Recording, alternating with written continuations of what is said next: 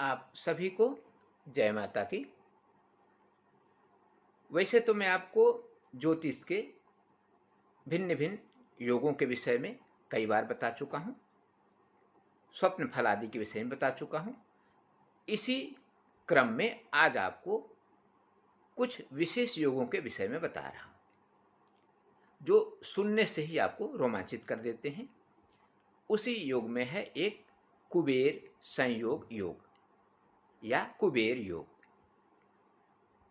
अब यह योग कैसे बनता है, इसको आप अपने कुंडली को देखकर भी समझ सकते हैं, या ऐसा समझें कि किसी भी व्यक्ति के कुंडली में, यानी किसी भी जातक के कुंडली में यदि जन्म समय के अवसर पर, यानी जन्म के समय सूर्य, चंद्रमा और गुरु क्रमशः नवम भाव यानी धर्म भाव, इसका मतलब कि सूर्य नवम भाव में बैठे हों, चंद्रमा तृतीय भाव में या सहोदर भाव में बैठे हों, और गुरु पंचम भाव यानी विद्या भाव और संतान भाव में बैठे हों।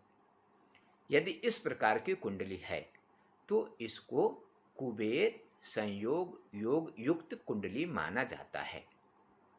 ऐसे व्यक्ति किसी भी परिस्थिति में, इनका जन्म छोटे से छोटे परिवार में हुआ हो, चाहे छोटे से छोटे गांव में हुआ हो, यह व्यक्ति अपनी जिंदगी में सर्वोच्च स्थान को प्राप्त करते हैं और यह अपने जीवन के सारे सुख सुविधाओं को भोगते हैं, जिनके लिए इनके परिवार या इनके स्वयं के लिए कल्पना करना भी असंभव है।